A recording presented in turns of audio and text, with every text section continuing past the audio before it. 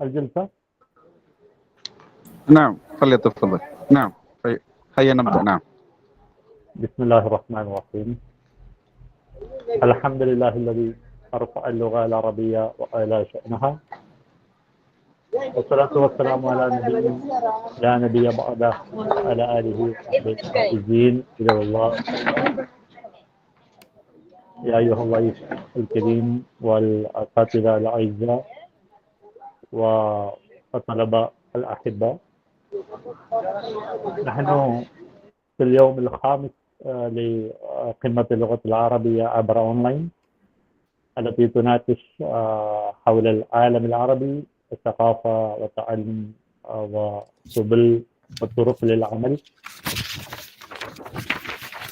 وفي الأيام الماضية لهذه القمة العربية نحن عرفنا كثيرا من المعلومات واستفدنا عديدا من الأخبار والعلوم والمعارف عن الثراء الأدبي والثقافي في العالم العربي، وهكذا الفرص للتحصيل على الأعمال، وهكذا الأشغال في الخليج العربي. وبعدين في هذا اليوم معنا الدكتور تاج آلواي، متخصص في التواصل في شركة قطر للطاقة. Let me introduce him in detail. Dr. Taj Aluva is a renowned author, media professional and columnist based in Doha, Qatar. He has an extensive background in journalism, having worked for prominent English language newspapers across the GCC countries. His experience includes roles at the Times of Oman in Muscat from 1992 to 1996, and the Gulf Today in Sharjah from 1996 to 1998.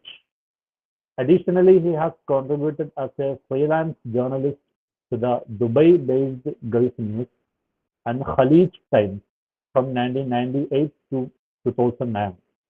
He served as the principal media officer at Dubai Municipality Public Relations Department before transitioning to his current role as corporate communications specialist at Qatar Energy, formerly Qatar Gas, in 2009.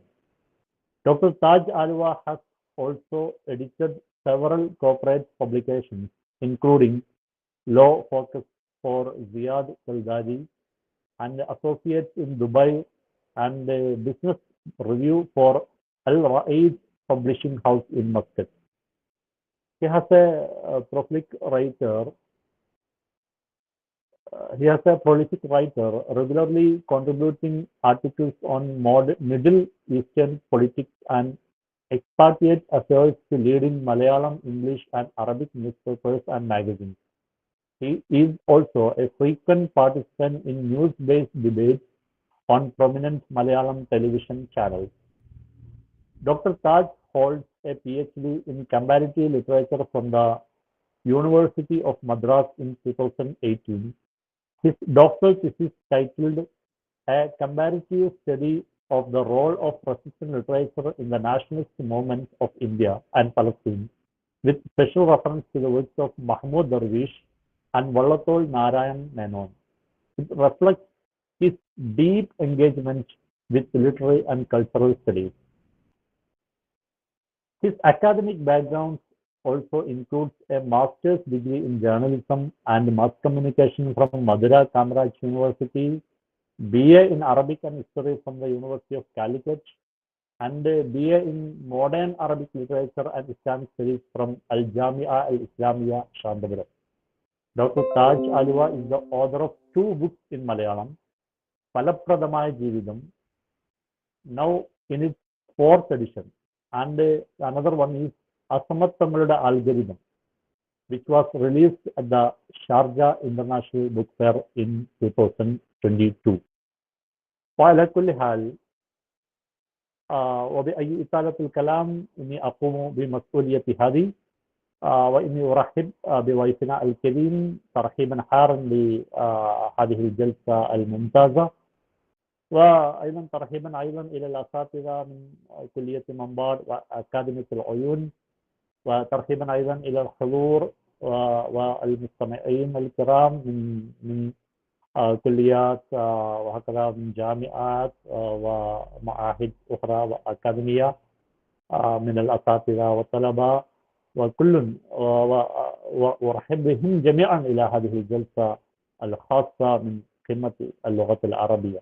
إن شاء الله سوف ضيفنا الكريم سوف يناقش عن استراتيجية الاتصال وفرص للعمل في العالم العربي خاصة في دولة قطر، حيث يعمل في قطر. واسمحني أن أدعوه إلى إلقاء الكلمات، فليتفضل مشكور يا أستاذ.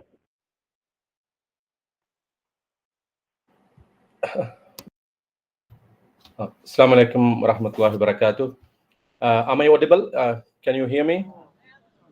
Yes, you're perfectly audible. Sorry, I just lost a connection a little bit, so I was absent for a little while. But okay, alhamdulillah, I'm fine, back. Bismillahir Rahmanir Rahim. Alhamdulillahi Rabbil Alameen. Assalatu wassalamu ala asrafil mursalin wa ala alihi wa sahbihi ajma'in. Wa man tabi'ahum bi ihsanin ila yawmiddin.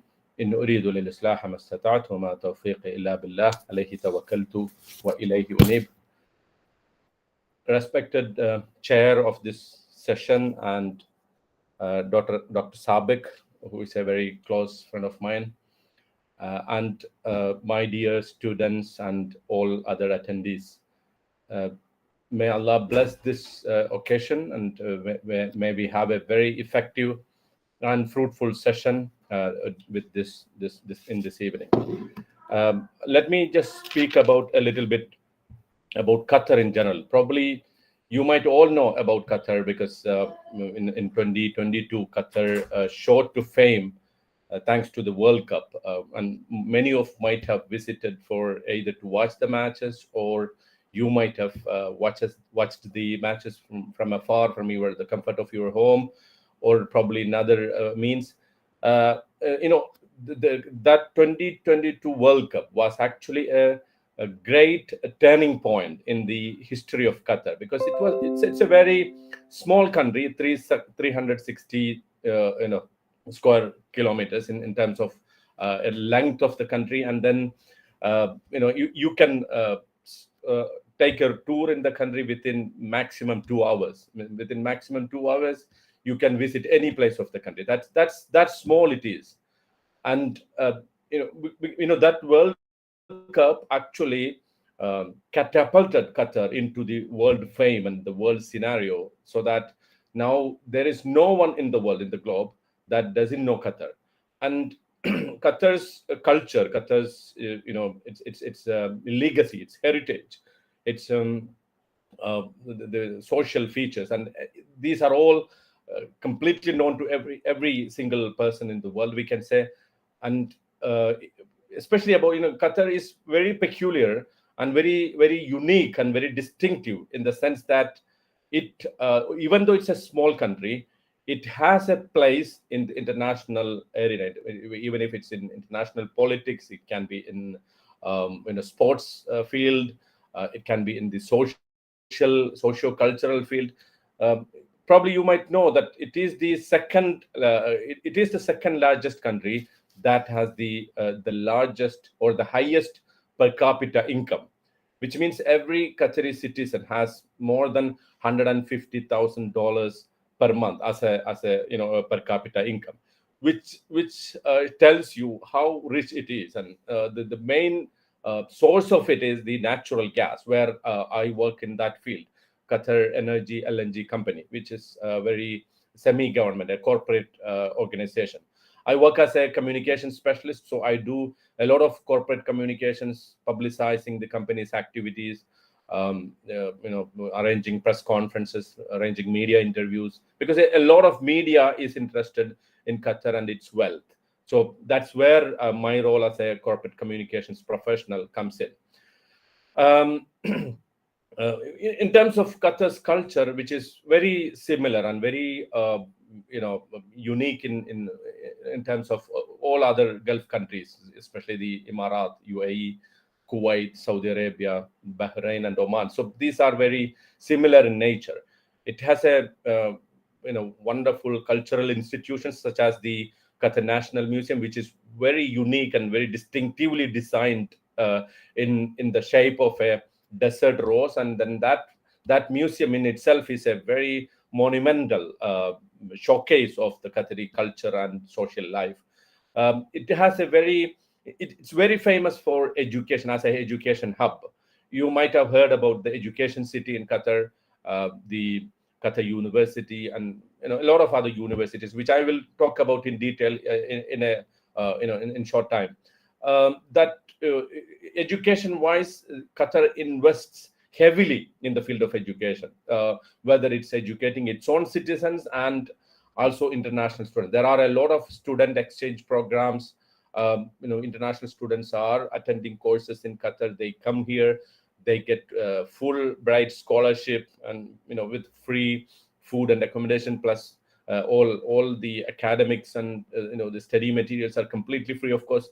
And Qatar reaches out to a lot of countries. It has an initiative called Education for All, which means it doesn't want anyone to drop out from school. So even in Qatar, there is a school which has 5 branches that caters to students who are not able to afford education, whether it can be refugees from Palestine, Syrian refugees, people from different African countries, even some of them from India as well. They get full free education here. So one of the area Qatar gives much prominence, much importance, is the education area.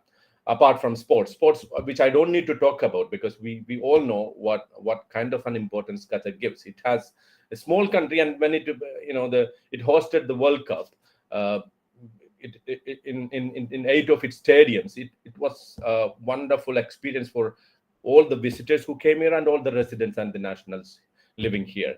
So that sports apart, in a lot of other fields, culture, education, social activities, different heritage activities, Qatar is very well known for that. There is a very very important cultural village called Qatar, which houses a lot of museums, specifically designed museums, like, for example, heritage houses, historical houses, art galleries, special collectible museums.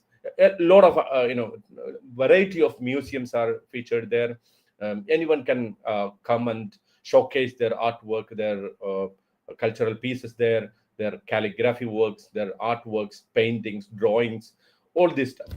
So it's a lot to talk about, but within the limited time I have, I would like to ask students. You are most of my I understand the audiences are students, so I would like to talk about next as the some of the educational opportunities that are available to especially students who are undergoing Arabic studies, whether they are graduates or postgraduates, undergraduates or postgraduates. They have a lot of opportunities in Qatar available now. One of them is the very famous, which you might have already heard about, is the Arabic for non-native speakers, which is offered by Qatar University. It's a higher diploma course.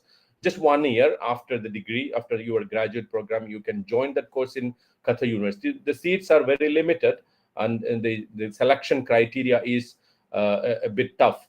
And especially, when I talk about all the different types of courses Qatar offers, you might bear in mind that because of the Qatar's fame, and Qatar has marked its name in the field of education. A lot of international students are interested in coming to Qatar and study here, not only from India but all over the world. People are very much interested. So every course, every university that I'm talking about, they have a very good rush, a heavy rush of students from across the globe. And it's very challenging to get admission into these courses. And unless you are well prepared, and then when you submit your application in a very thorough, professional, and effective manner, there is chances that you will get rejected. So you have to be well prepared. I'll speak about little bit about these courses, and then you can when at the end of the course you can end of my speech, you can ask any doubts or questions you have. So this Arabic course, this higher diploma course, is for 1 year, and its eligibility is any Arabic degree or courses like after the higher secondary, you might have got the courses like Afzalul Ulama in Calicut University, or something equivalent in any Arabic universities you may have. So normally the admission process for that course starts in January 2nd week, and the classes starts in August every year. So this is the time to prepare for that. In January 2nd week is the application time. Its duration is 1 year, and if you get admitted into that course, the accommodation and food is free. It's a free 4-star hostel accommodation, not hotel. Hostel accommodation is offered, and a stipend of QAR Qatar Riyal 500 is offered to each student, which is 500 Qatari Riyal means in Indian rupees, you should multiply it by 23 rupees.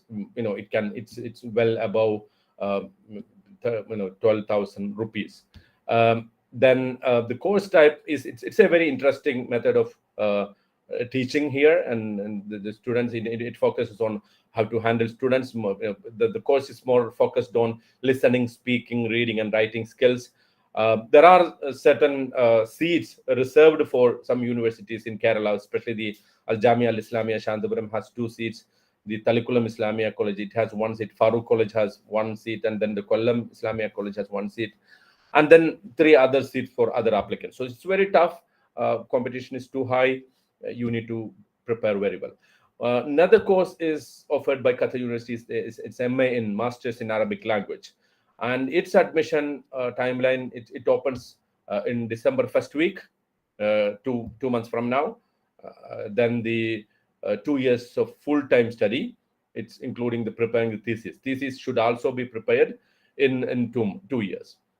The eligibility for is at least a GPA of 2.8 out of 4 for the degree, for the undergraduate studies. And then there's no need for IELTS or TOEFL as mandatory, but if you have that IELTS or TOEFL, you will get some preference there. So it's better to have it in the next 2 months if you are planning to apply for that. The scholarship, the government doesn't offer any scholarship so far, but I heard from some sources that from this year onwards, there is a possibility for introducing scholarship for this course. Otherwise, if you don't get a scholarship, if you are admitted to that course, you can come here and then on the student visa and get the course, get admitted to the course, and then you can have some small jobs like grade assistant jobs like library assistant, swimming pool assistant, swimming pool office assistant, not as a life coach or something. You just manage the administration of the swimming pool, the recreation club and stuff like that. So based on your credit hours, you can earn up to 3,000 Riyal per month for that kind of job. These are not guaranteed, but definitely you will have an opportunity to get those kind of small jobs. But there is a possibility that they will introduce scholarship for that. Another course offered by Qatar Universities in Gulf Studies. There is an MA and a PhD in Gulf Studies. Again, its admission time opens in first week of December, and for this course, IELTS and TOEFL is required. At least you should get at least 6 points in that. For the degree, you should have at least a GPA of 2.8 out of 4. The medium of teaching is English, but Arabic language students are preferred. You can choose either language, either Arabic or English. There is, again, the scholarship not approved yet, but there is a possibility that from this year onwards, there should be, or there is a possibility of scholarships. Again, you can get the similar jobs, which I mentioned earlier. Then there is a Doha Institute for Graduate Studies, which is only postgraduate studies and PhD. So only research and postgraduate courses are offered in Doha Institute. There is an MA in Politics and International Relations. Admission opens now. It's already open.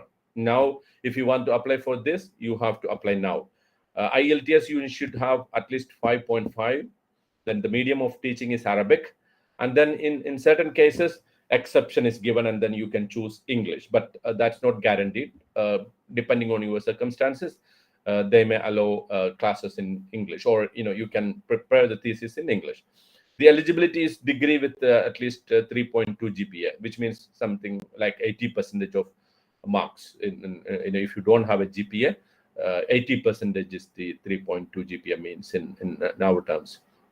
You will get a stipend. There are two types of stipends here.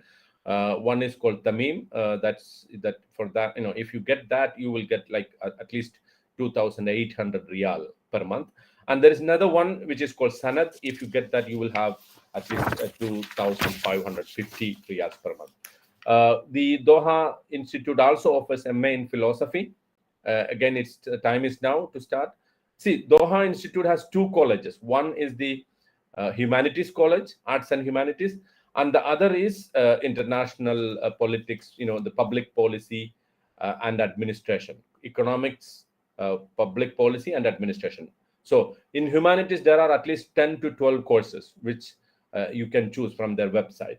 So most of them are in the medium of teaching is Arabic, and most of them do require an IELTS score of 5.5.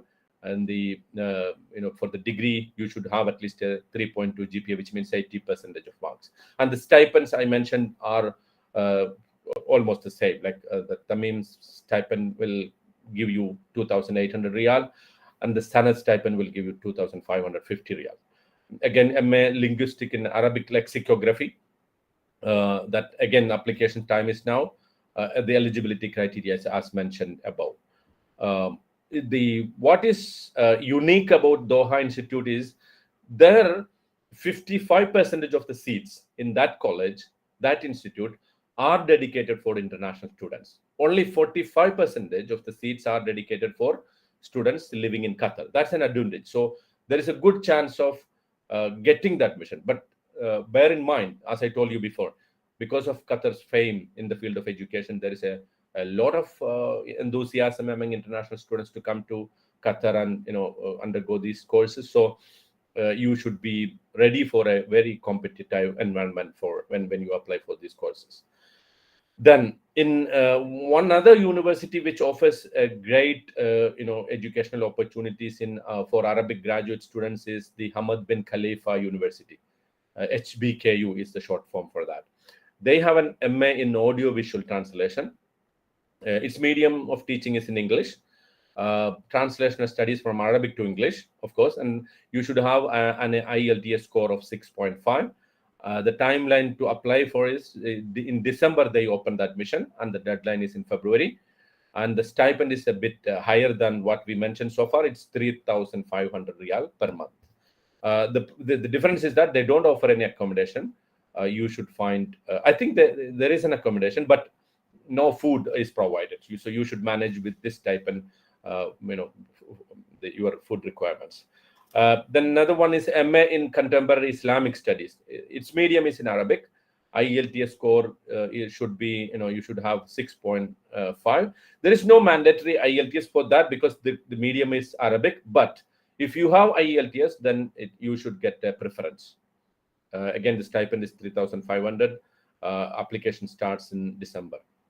Now, apart from this Qatar University, Doha Institute for Graduate Studies, and Hamad bin Khalifa University, there are universities in Education City, which is managed by Qatar Foundation. It has various programs, and Qatar Foundation is an education hub, and they name this city as Education City, in which this Hamad bin Khalifa University is the full-fledged university.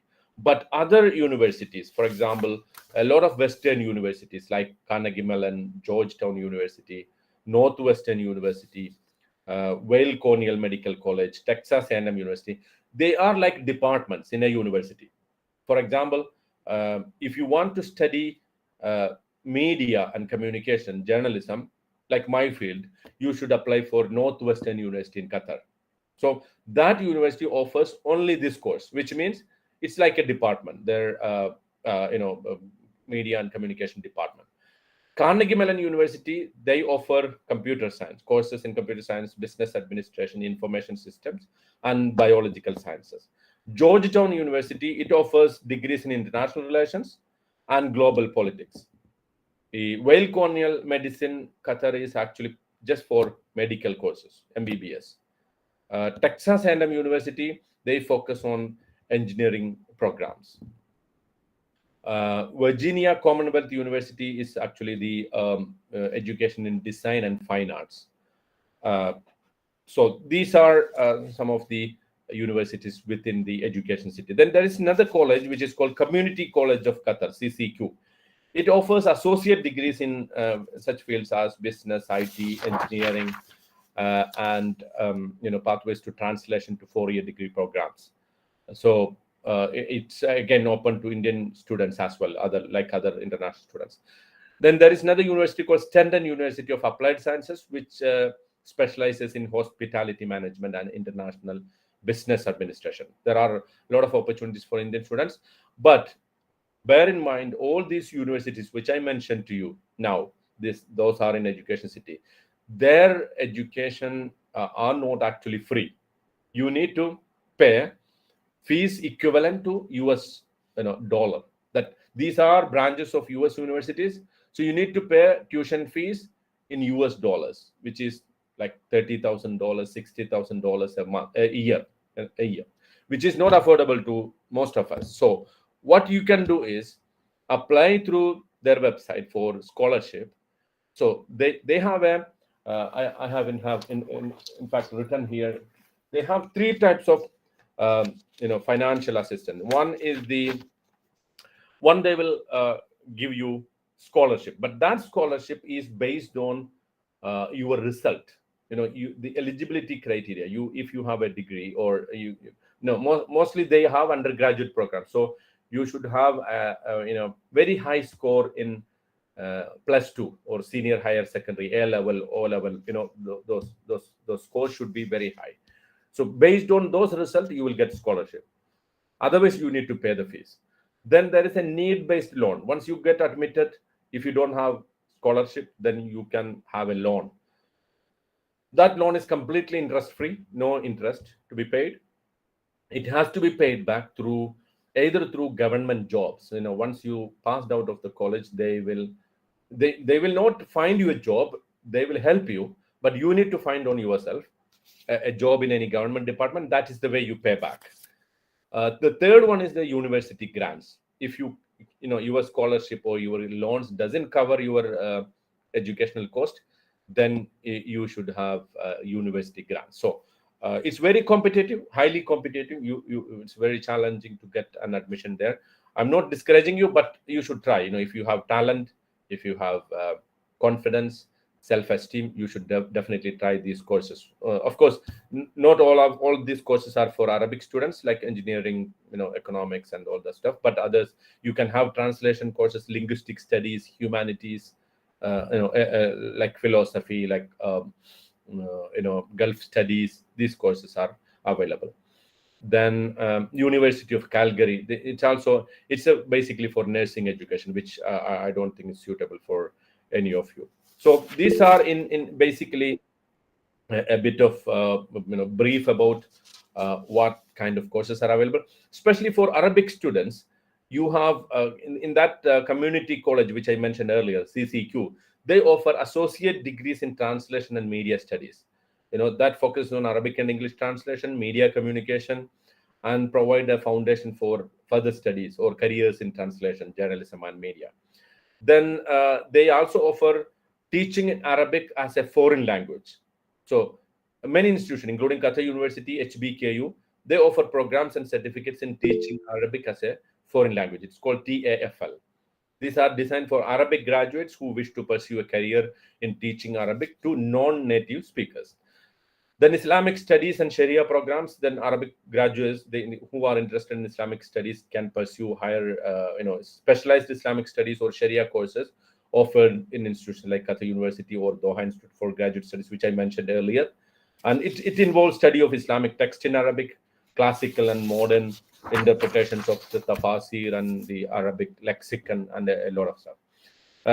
The Northwestern University, which I mentioned to you earlier, they offer a media and communication program. Cultural studies and Arab world studies. These are available at different universities in Qatar. It covers Arabic culture, politics, literature, and within global context.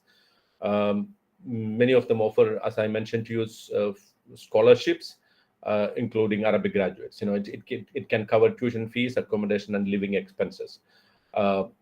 Then one thing I would like to mention to you is that while you study in Qatar, you can also have part-time jobs here. For example, the Doha Institute, the studies are timed in such a way that you can work in the morning, like from 7 to 1, 6 to 1 you can work, and then most of the courses start from 3 o'clock, so 3 to 8, 3 to 9, so you can choose that timing so that you can work in the morning. So that you will get if you are lucky, you can get a job. And then especially the job market after the World Cup, I should say honestly, with all frankness and transparency, I should say that the job market is a little bit dull. But never mind, if you are talented, if you have very good skills, you can prove to your employers. There is no dearth of opportunities for the right-minded, the right able candidates, talented students. Now, another option is if you have some relatives in Qatar, you can come under their sponsorship, or they can get you a residence visa through some other sources. Like, for example, in a company, that company offers you an employment visa, but your purpose is to study. You can come here on that visa, and you can apply as a resident. That's an easier way to get the course, but the problem with that is you need to pay fees as a resident. So then the benefits offered to international students will not be available for you because you are a resident in Qatar. So you are treated as a resident. But never mind, if you are confident, then you can still have, like, for example, you work in the morning, you study in the evening. There are a lot of courses. Now, the Qatar National Library, which I should mention, it's one of the cultural icon in Qatar. It offers a very vast and extensive library of books and study materials, digital resources, online courses, programs. See, even if you don't get admission to any of these schools or colleges or these universities, if you come here and decide to work here, there is an abundant opportunity to study. For example, you can have distance education courses from other universities across the globe.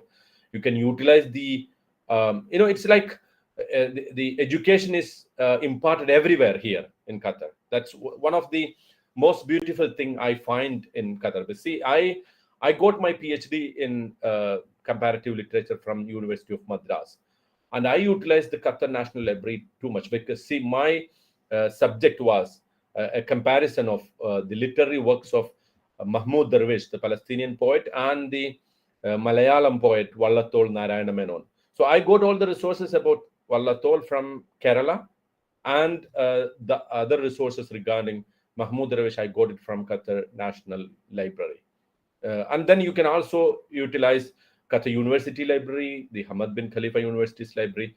It's education. The knowledge is everywhere here in Qatar. So if you come to work here, still don't lose the dream of studying, pursuing higher studies. Still, you will have a lot of opportunities. So I think within my the timing that was given to me, I think I covered most of the stuff. But I would like to interact with you in a sense that so that because I don't know what you are exactly looking for. So if you have some questions, you can ask me. If I know that, I can tell you. If I don't know that, I can reply back to you through some other sources. See, I have my friends and students in all of these universities. Qatar University, I have friends. Doha Institute, I have some good contacts. HBKU, I have. Northwestern University, and then Yeah, one of the other university I didn't mention is the University of Doha for Science and Technology. It's basically science and technology. That's why I didn't mention that. So my own son studies there in UDST. So good contacts there. So in case I don't know anything about you are going to ask me now, I can reply back to you with the right information after this class, either tomorrow or within the next couple of days. So with this, I conclude my introductory speech, and then I think now, with the permission of the chair, I can take some questions. Assalamu alaikum wa rahmatullahi wa barakatuh.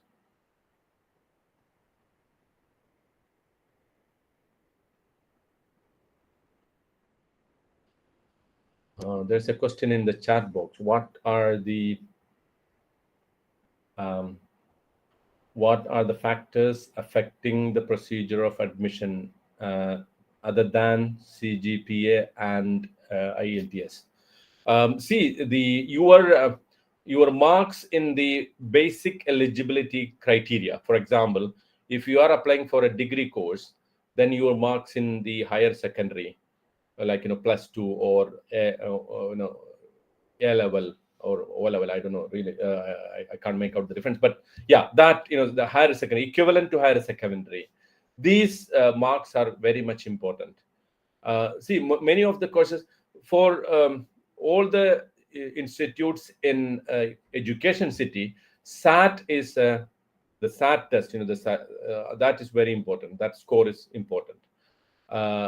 In many courses, these are not necessary, but if you have that, you will get a preference. So if you are planning to get admission in these colleges, what you have to focus is get these kind of, whether it's needed or not, you just get this, passed and get a high marks or high scores in those tests. So this is more important. Then another question is, kindly rejoin in, that was for me.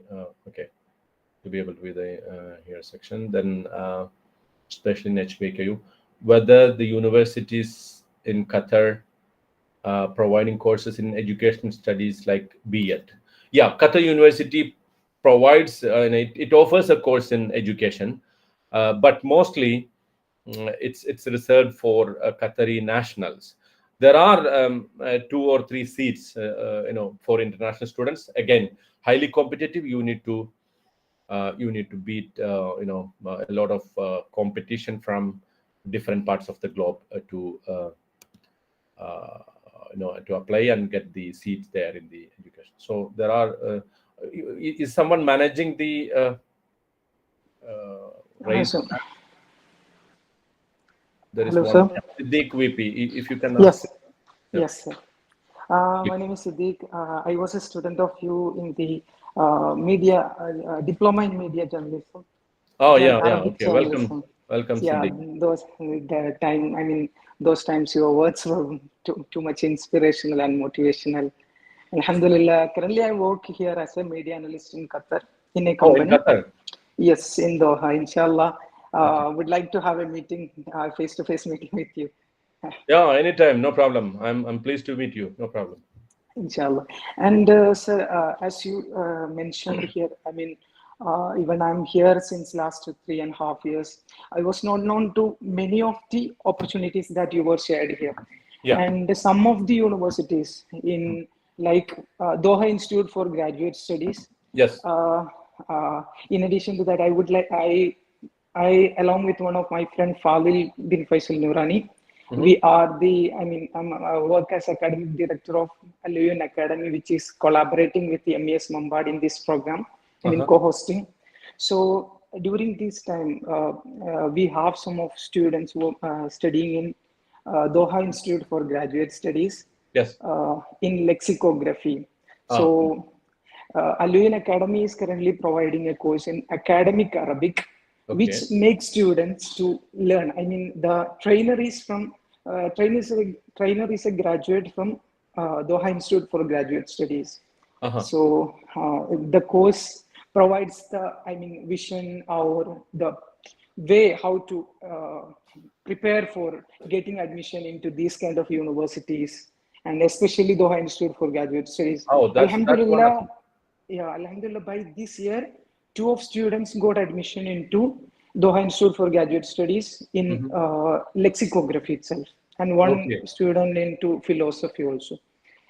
Yes. So yeah, and I want to know more about the Gulf studies opportunities, career opportunities in Qatar University, whether it is open for Qatari residents, I mean PhD or Yeah, they offer the Gulf studies, the MA and PhD in Gulf studies to international students, and basically the one of the job opportunities that will offer you is the in the field of, again, academics and research. For example, you can apply for teaching position in Qatar University, or other university across the Gulf, or in international universities even, because Gulf studies is a very good branch of studies. And then probably that is the only field I can think of related to that particular study itself. But when it comes to other fields of employment, basically admin jobs are very rare to come by for expatriates in all the Gulf countries, especially in Qatar. So you need to look for, based on that, you need to develop your interest in Gulf studies, and then get some very high level education in that field, so that you can get a good job in the field of academics, teaching profession, or doing research. Like there are strategic studies centers across the globe. Even in Qatar, there is Al Jazeera forum for international studies. So these kind of think tank groups, they will admit research scholars, and they are basically, especially Al Jazeera as a TV channel, they want experts in different political fields. So, and Gulf studies very well fit into that category. So plus the Brooklyn Institute, there is a branch for that institute in Qatar. The Georgetown University, they have a very particular branch of think tank, research oriented, that requires research scholars. So I think these kind of centers, they offer very good job opportunities for students who passed with good distinction from this Doha Institute or Qatar University's Gulf Studies program. thank you, sir. Inshallah. You can I'll be, get in touch with me in person, so that we can have yeah, a we face-to-face had a WhatsApp conversation few before. months ago. During that Okay. course, you were sending me 1-2 minutes of in motivational words. Still, I start those words. Inshallah, I'll be. I would like to have a direct meeting with you. Inshallah. No problem. No problem. Inshallah, we'll meet. Inshallah. Any other questions? You can ask in Arabic as well. فليتفضل. أي أسئلة في اللغة العربية ممكن أتشرف بإجابتها إن شاء الله.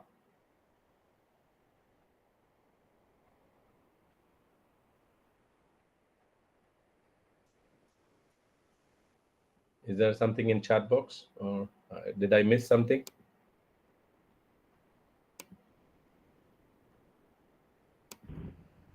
If anyone has any question, please come forward.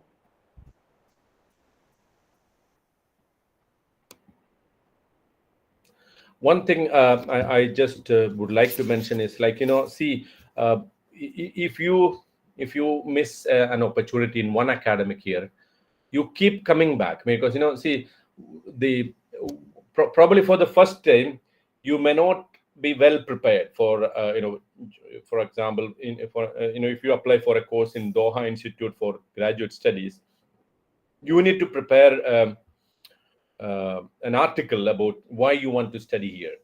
So probably in the first or second attempts, you may not be well prepared, or you don't know the methodology or the mechanism for that. Then as the time goes by, you will definitely gain some experience, and then you can always come back and apply. So the only thing is, you can apply only once in one university or institute. You cannot apply for 2 or 3 courses in one university. They will consider only as one. So for most of us, the great chances of getting an admission is the Doha Institute, especially as the Mr. Siddiq just mentioned.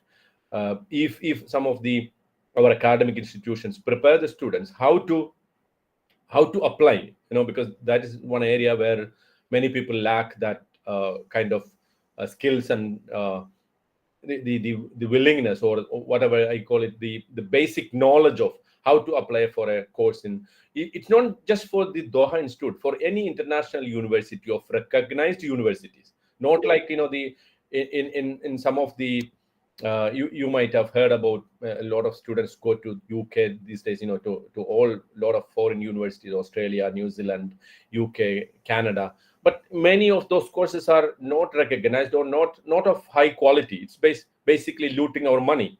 So if you want to have an international education, you should apply for one of the highest reputed institutions. Otherwise, there is no point. You just waste your money. So one thing I would recommend is to prepare well, rather than just apply, just trying your luck. Prepare well.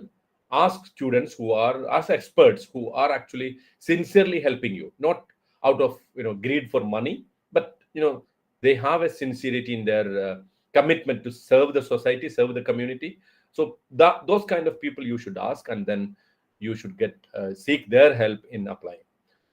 There's one more question here.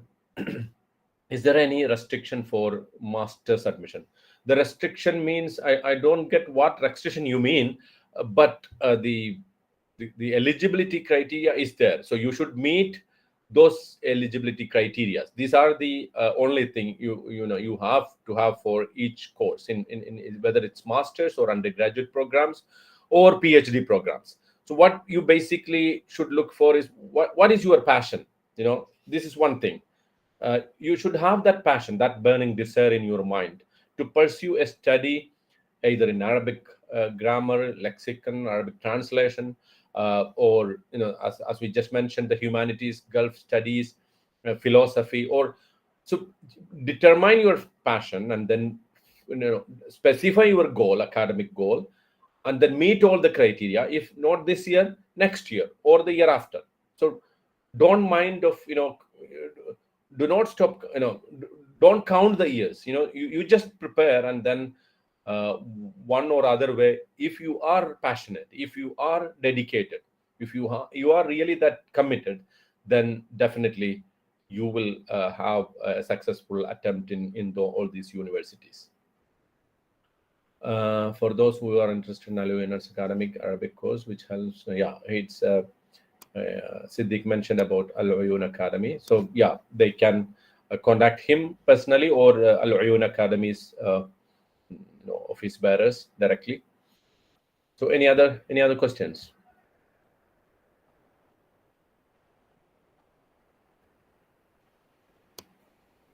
So you have already mentioned that for the NNS program, there are seats allotted for some colleges already, but I'm not from those colleges, but I'm currently doing my Bachelor of Arabic in at a government college here in Kerala. Uh-huh. So am I able to apply for the program for this for the next coming academic year?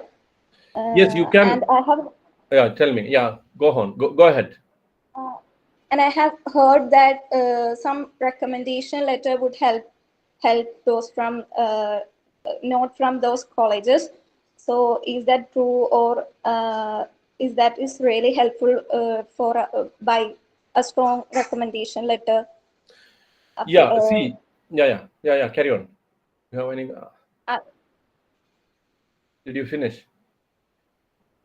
Yes, sir. Yes. Yeah. Okay. So basically, as I told you, those institutions have already made some arrangements, or some sort of an MOU, memorandum of understanding, with Qatar University. So from those colleges, those seats are reserved for them.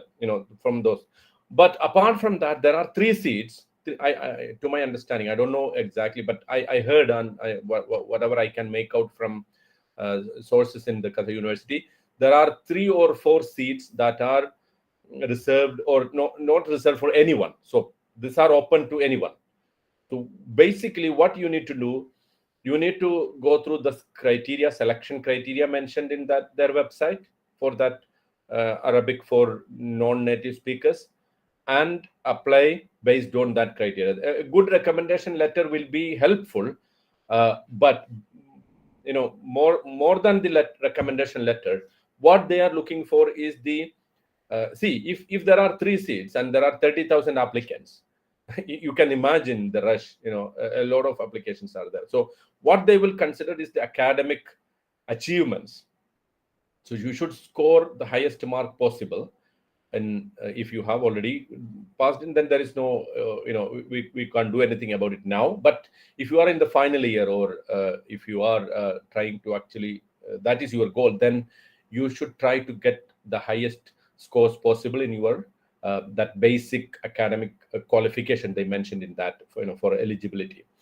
Plus these the recommendation letter, the proposed the proposal, actually the proposal itself is a very good it should be written in a very well-versed manner, in a highly professional language, so you can seek help of experts in that field, and then you apply. And then don't just apply once, apply maybe not this year, then the next year, the year after.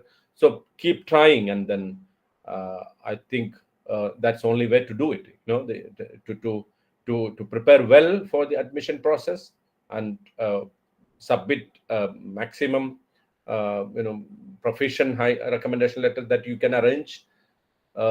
Yeah, that's the only way to get it. Hope I answered your question. Yes, sir. Thank you. Thank you so much. Okay. Then regarding job opportunity, will they consider non-natives in government sector? Yes. Yeah. See, natives, Qatari nationals, they have, of course, reservation. There is a Qatarization process going on in Qatar, not only in government sector, in private sector. But if you are rightly qualified, there are still opportunities for expatriates. I myself, when work in a government, it's not actually government sector as such, but it's a semi-government. You can say public sector. It's Qatar Energy LNG is actually a government-owned company. It's the Minister of Energy is the chairman of our company. So basically, if you are qualified, if you can, prove to the interviewers that you are well qualified for that particular job, which they advertised, you can definitely have it. There is no, for example, if you are a communications professional, like for example, where I work in the communication department, like 1 or 2, apart from 3 Qataris, we 4 are expatriates. So if you are rightly qualified, if you can prove to your future managers that you are actually capable of doing this job, undertaking the tasks that are assigned to you, you will definitely get that. So never never think of the challenges, the hindrances. No, not the challenges. Challenges, of course, you should have it in your mind. Never think of the hindrances, obstacles. No, don't think of that. Set your goal, work for that diligently, with commitment, with passion. And if you have that burning desire, and if you try your best to prove yourself, you will definitely get a job. Don't think of the job market situation. Even I told you about the job market is a bit poor here. It's not, there are not many opportunities available. But don't think of that. If you have that passion, if you have that burning desire, if you if it like you prove yourself to the to your future employees, potential employers, that you are capable of doing this job, then you will definitely get the job. Every day we can see a lot of engineers, technically qualified people, even communications professional, graphic designers, marketing people. These are all coming to Qatar and they get jobs. So don't worry about this market situation. Don't worry about the government job or non-government job, but set your goal and then try to dedicate yourself to that course, and then then your goal will, or your ambition will come true. Hope I answered Farhan's question. Could you please explain about communication specialist job in Qatar Energies? See, these are very limited, very limited number of jobs in communication, but there are other ways to get it. For example, nowadays all the companies, all the big corporate houses, what they do, they outsource all these jobs. They don't take full-time professionals, although they may have a couple of communications professionals as full-time jobs. There are opportunities to tie up with contractors. Like, for example, in our case, we have tied up with a communication company called Sadaf. There is another communication company called Fortune Promo 7. So these companies are also working there. So as your launching pad, or a career launching stage, what you need to do, you get to associate with these agencies, small agencies, but prove while sitting there, prove yourself to these main companies. Like, they are contractors, but to the main companies, the actual principals, you prove to them that your capability, and then you will definitely get hired in future. So what you need to do, start from like small jobs in these kind of contractors, and then try to go higher up in the career ladder. So that's how even I myself came to Qatar in 2009 after at the age of 39. So that means I had a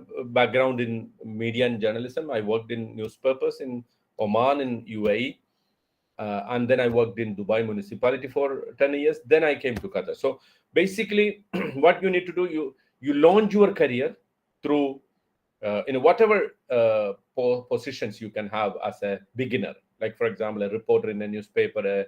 Nowadays, newspapers are very much dead, almost dead. The printing newspapers are like, other medias are coming up. So, for example, social media.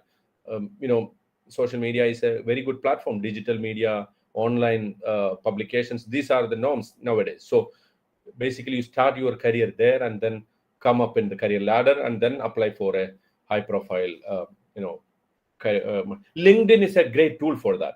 I would advise all of you to have a very good presence in LinkedIn. So not just a CV, you just don't just upload a CV in LinkedIn, but prepare your LinkedIn profile in such an attractive way, so that you will get hired by employees. If possible, get a premium membership in LinkedIn, because most of the companies nowadays hire qualified people through LinkedIn. They don't depend on recruiters. They don't depend on newspaper advertisements or even other media advertisements. They depend on LinkedIn. So if you are looking for a job anywhere, not only in the Gulf, but anywhere, you should have a good presence in the LinkedIn network.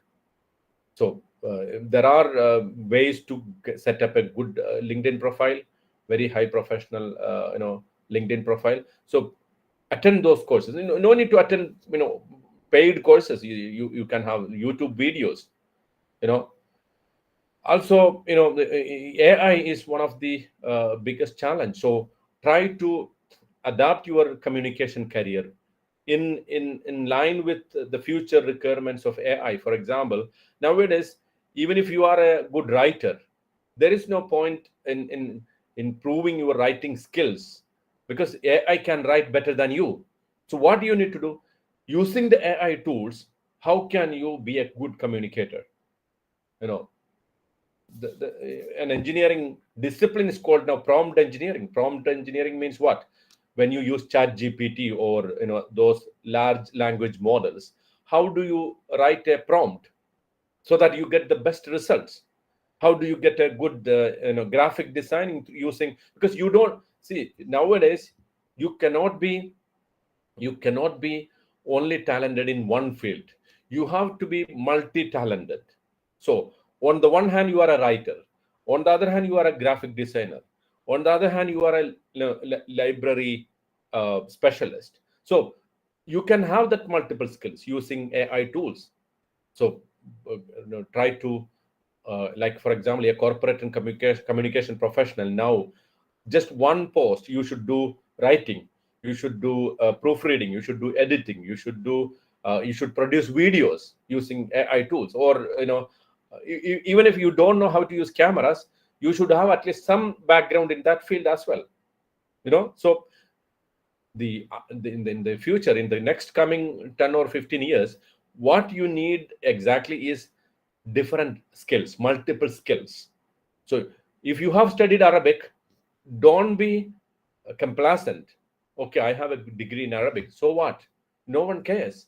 You should have an Arabic degree, you should have a translation degree, you should have an audio visual communication degree, you should have another one, a diploma in public relations, another diploma in marketing. So these are not a huge Herculean task. You can have it, even free courses.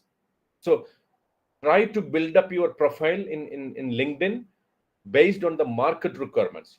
You don't just dump your CV there. No, based on market requirements, using AI tools and studying those fields, you should have a you should be fit for the market, the future market, not the current market. So imagine, or think ahead of time. Imagine the next 10 years. How will you fit into the future job market? Prepare for that. Don't be complacent with just one degree, or I have Arabic. No, it's not enough. It's not enough. If you have a translation degree now, who will hire you? Because they don't need just a translator, because that can be done through Google Translator, or even ChatGPT can do a better translation than us, than human translation. A human is needed still, but that's what I'm saying. You should be multi-skilled in different fields. So while you are searching for your job, you invest in yourself, self-development, different skills, multi-skills. So that's advice I would like to give to you as future potential job seekers.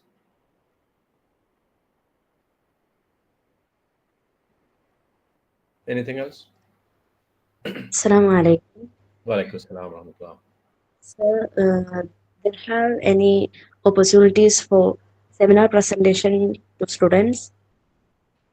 You mean you want to attend conferences in Qatar, or is that your intention? Conferences and seminar presentation. Yeah. What are you studying now? I'm studying in MA Arabic second year. Okay. Yeah, there are opportunities. Like, for example, look for HBKU, Hamad bin Khalifa University. They organize conferences in different subjects in Arabic related field, and especially they have a they have a calendar of events in there. Go to their website and check their website for future events, and in which they invite papers, call for papers. So understand what kind of conferences they are organizing, what kinds of events, seminars, symposiums, or very specified events, and look for the call for papers, and then based on the requirement, you prepare a paper, an abstract. An abstract can be maybe maximum 500 words or 300 words. So what you want to discuss, and then that the subject you choose should be addressing a real, a genuine need of the current world scenario. You know what I mean? I mean, like, you should not just pick any subject that you are interested in. No, you should look for subjects that could be beneficial for the community in future, or in the current politics or in the geopolitical scenario or in the language studies or whatever you are so passionate about. I don't know what you are so passionate about, but based on your passion and looking at the market requirements or the socio political, geographical scenario, you prepare your abstract based on that. And that abstract, if accepted, then they will give you a good opportunity for speak, and then they will give you tickets, flight tickets, and hotel accommodation, and a good remuneration for speaking in these conferences. So definitely there are opportunities, but again, the market is so competitive, so you need to be very much responsive to the market requirements. Which website? Sorry? Which website? Website name? HBKU, Hamad bin Khalifa University website. Also Qatar University. Qatar University also organizes, different symposiums, seminars, conferences occasionally. So you can go to HBKU website plus Qatar University website and look for their calendar of events, annual calendar of events, and you will definitely get that. In case you need more support on that, you can write to me personally, or you can reach out to me through my WhatsApp or Gmail. I will write here in the chat box in case someone wants to contact me for any of these requirements. I will write my WhatsApp number here, also my email address. Okay. So in case you want to contact me for any of your requirements, it's both written here.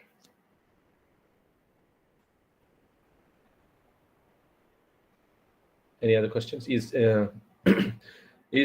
Anne's course scholarships Arabic for non-native speakers available for non-native speakers, or is it self-funded? Yeah, there is scholarship available. That's what I mentioned. Here the scholarship amount is, apart from free accommodation and free food, that hostel accommodation is very superb. It's a very 4-star hostel accommodation plus free food.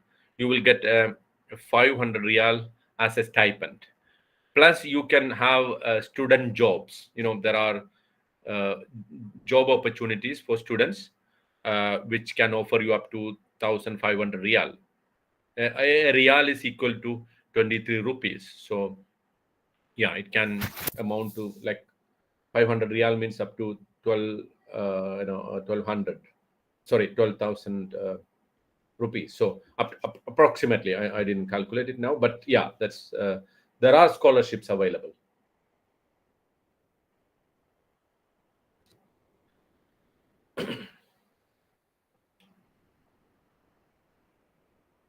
Anything else?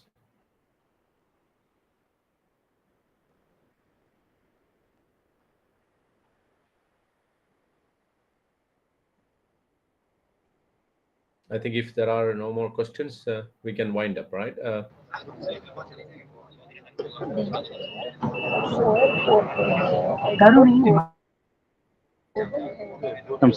we can wind up the talk.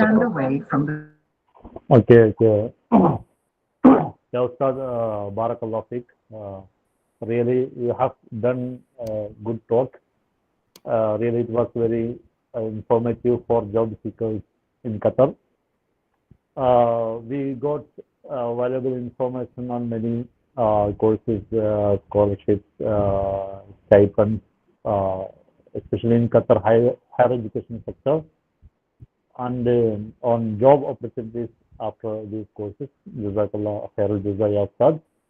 Okay, let's conclude the session, or let me invite Saad for vote of thanks. السلام عليكم ورحمة الله. الحمد لله رب العالمين، الصلاة والسلام على رسول الأمين وعلى آله وصحبه أجمعين، أما بعد. رئيس هذه الجلسة الدكتور حمزة علي، وضيفنا الكريم الدكتور تاج.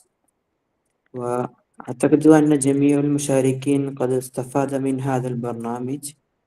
نعرف الآن أن دول قطر تفتح أمامنا فرص العمل وفرص التعليم في كل مجال وفي كل جامعة القطرية. تفتح أمامنا فرص العمل في مجال الترجمة والتدريس، في مجال وسائل الإعلام، وفي مثل القنوات والصحافة وغيرها. لا بد أن تكون قادرا مهارة تتواصل باللغة العربية وباللغة الإنجليزية أيضا. لا أريد أن إطالة الكلام. بارك الله في جهدنا وعلمنا. شكرا جزيلا لأستاذ الدكتور تاج من صميم قلبي، وأشكركم للدكتور أمزة لي وجميع المشاركين الذي حضر هذه البرنامج. شكرا لكم لحسن استماعكم. السلام عليكم ورحمة الله. وعليكم السلام.